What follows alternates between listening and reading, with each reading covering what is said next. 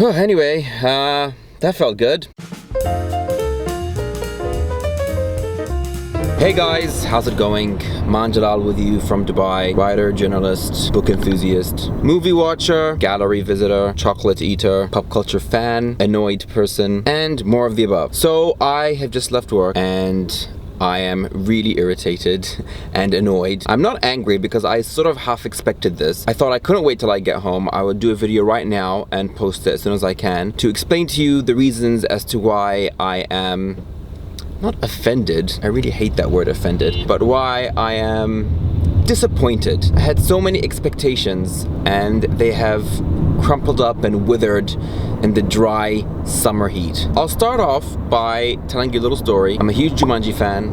I love that movie. It's a part of my childhood. Robin Williams is amazing. He's one of the greatest comedians ever. The Rock, Kevin Hart, Jack Black, and a bunch of randoms, I don't know who they are doing a reboot of the movie, which I thought sounded like a terrible idea. I mean, that cast sounds amazing, but I don't think they were good for Jumanji. And then I saw the trailer and it looks funny, but it also looks horrible. The trailer depicted a film that has no darkness, no drama, no human story. It's just following this trend of reboots where movies are just pumped with steroids that is just entertaining for entertainment's sake. I feel like it probably isn't gonna be a timeless classic. So I was quite bummed when I saw that trailer, to be completely honest. But nothing prepared me for the bummation, is that even a word? For the bigger bumming out, for the bigger bummer, whatever, that I felt when I watched this next trailer. Now, I'm gonna just track back for a second to a couple of months ago when I was at a party and I met this guy and we were having a long discussion about comic books and manga and anime. You guys probably know where I'm going with this now. And he suggested to me that I have to read Death Note. I had heard of Death Note before, but I'd never had the time or the inclination to read it. But when it came so highly recommended to me by someone that I'd met who is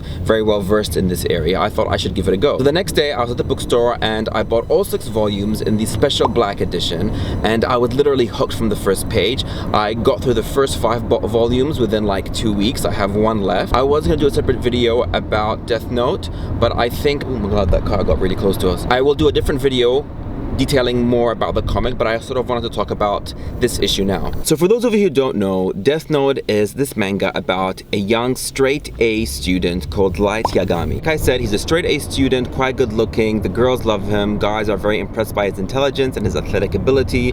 He's just sort of like an all-rounder, right? Your model student. So he gets a hold of this book, this Death Note that falls from the sky, which has this magic ability to kill people. So any name you put down in this notebook, and if you describe the way of death and put down the time, that person who is named eventually dies in that way. So you basically have the power of life and death in your hand through this notebook. The notebook belongs to a death god, which are also called Shingami. I think I pronounced that right. Light becomes obsessed with ridding the world of all evil, and he begins by purifying the world by killing all these criminals. So Light is kind of like this anti-hero, and his equal or arch nemesis is L, who is this young detective genius who's paranoid and interesting and weird and very layered and characterized wonderfully in the graphic novels. And the whole manga series brings up these really important issues about morality and about power and about life and death and about evil and goodness, the law, criminals, the value of individual human life. Obviously, I'm a fan. However, when I heard that there was going to be a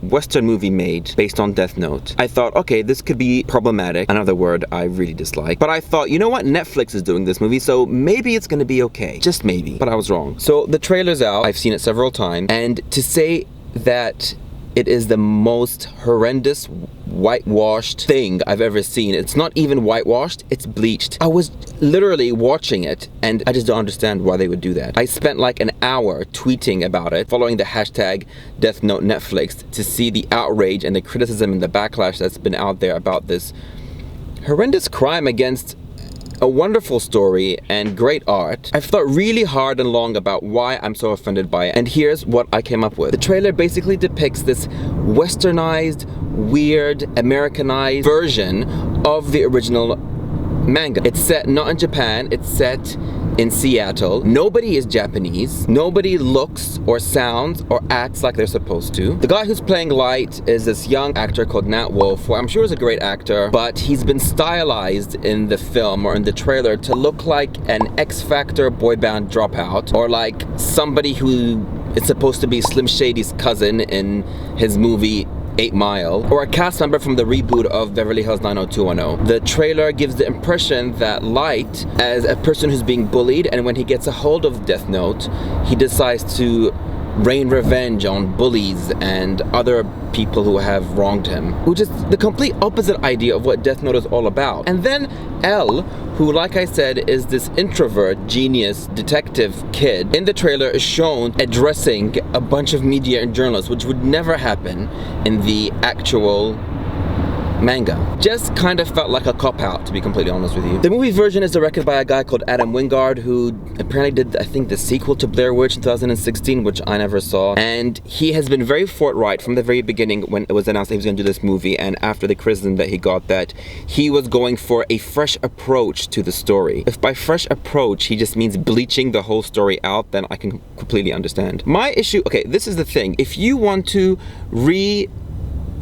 imagine a story that's quite successful and has had a few adaptations on TV and in movies, at least do it in a way that is unique and different. But we've seen this before. We've seen great stories and books and comics be turned into these Americanized, westernized, whiteified versions of themselves, stripping away all of the interesting things that we initially liked about that story. The problem is that he's changed the story to make it incredibly cliche, incredibly lame, and that's the worst thing you can do, to take something that is so unique, so different, that has attracted fans from all over the world, from all walks of life, from all cultures, and making it lame. And when you have an amazing blueprint, an amazing template, an amazing guide to how to create a story that is unique and different and interesting and innovative, why go off the rails? Why think, well, actually I can do a much better job by screwing up something that's good and making it a lot worse? I would love to be a fly in the wall in that office when they were discussing the script or discussing how they're going to approach this movie, and just see what they were thinking, get an idea of what they were thinking. It's the same thing with the whole Kendall Jenner Pepsi ad, or this Kendall and Kylie t-shirt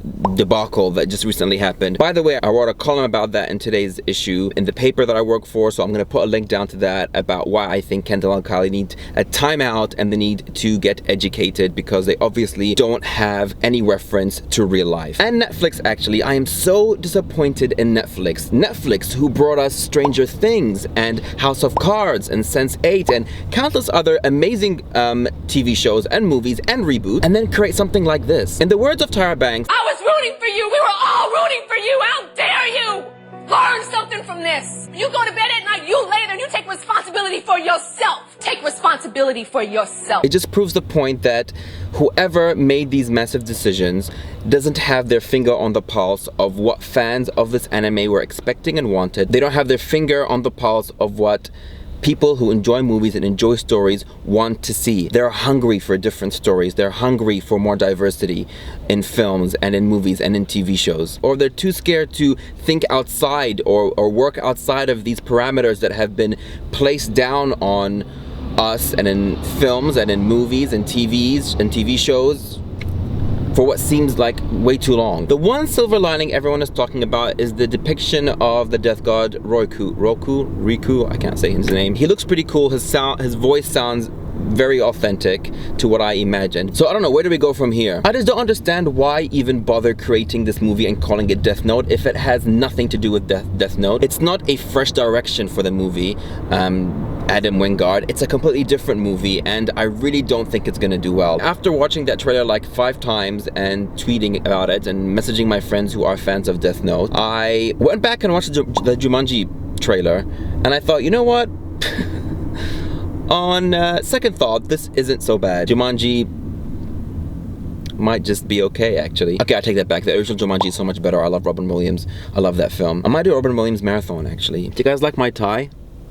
It has all these robot cats on it with pink eyebrows. I stole it from my dad's closet. Have to chin it before he notices. You know what's really sad as well is that people who might have never have heard of Death Note are gonna go to the cinema and watch this thing, and they might hate this movie and think this is so stupid. Or they might love it, which would be even worse, because they're gonna read the original and realize how much better the original is and feel robbed and cheated. And I think of the creator of Death Note, Tsugumi Obaha. I think I said his name correctly. I think about him and I think, does he watch that and just think, man, they just butchered my story. They fully killed it. And does that piss him off? It would piss me off. Honestly, I was just watching the trailer like, why? But why? I really want to know what you guys think. If you have ever been really disappointed by a movie adaptation of your favorite book or your favorite short story or your favorite comic, and how that made you feel and why you were annoyed, and whether or not you have watched the trailer for Death Note, and what your thoughts are about it. I think my Uber driver has gotten quite a good education about my thoughts on this whole debacle, so I shall leave it there. I'll be dropping a video about the latest book that I read, which would be an amazing movie if they did it into a movie, but if it was whitewashed, I'd probably just use this tie to slap my face with. Anyway guys, have a good one. I'm almost home. Ciao!